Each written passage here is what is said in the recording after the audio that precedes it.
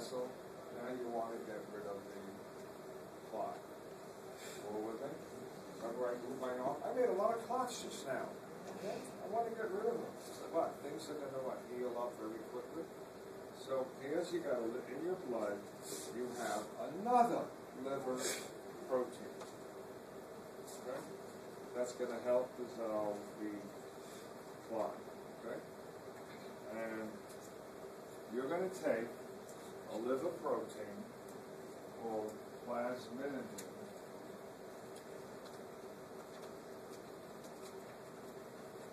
They're going to convert it to plasma. Who's going to do this? Put hands on.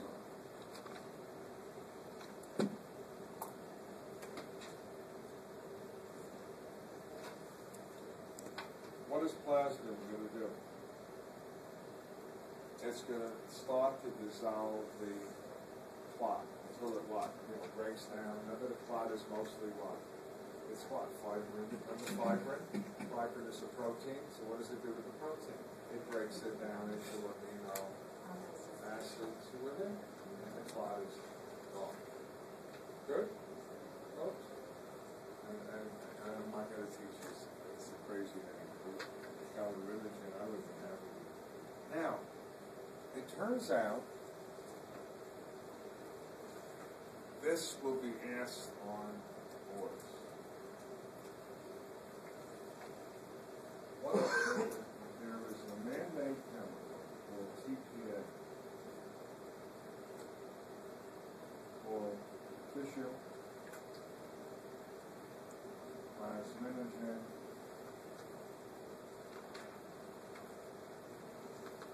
activator. Man-made that will convert plasminogen into plasma. That means you have blood clots, I can what? Give you TPA, and the TPA will make plasma, and you'll start to dissolve your clots. Now, I got to tell you a great story. The doctor who invented the TPA, figured out how to make it, he had a couple of heart attacks. And most heart attacks, what are they caused by? A blood clot blocking one of your coronary artery branches, isn't it? So what do I want to do to that clot? Folks, you got a blood clot in a vessel that's servicing blood to your heart.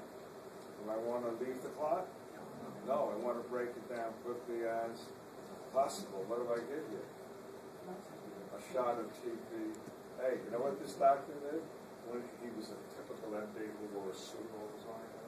And inside the inside pocket, he had 2 syringes with TPA with a big note in his wallet. If I have a heart attack, inside my inner pocket, give me shots of TP. Hey, now here is the problem. Let's suppose you come in, God forbid, with a blood clot in one of the vessels going to your brain. Are you all with me?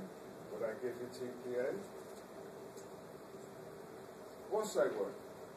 To dissolve the clot and get the blood flowing to your brain. You all with me? But now that he just had a stroke, which I gave him what? TPA, right? But there's a second type of stroke. You know what the second type of stroke is? Hemorrhagic. You have high blood pressure and you blew a blood vessel. It ripped going to your brain. Do I want to give him TPA? Folks? No, it will what? Keep bleeding and die. So before I can start to treat you for the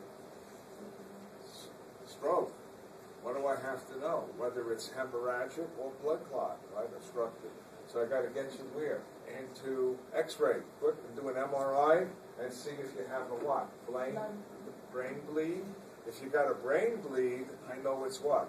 Hemorrhagic. Can't give you what? TP. Hey, does that make sense to all of you? Have they asked that on the boards? Yes.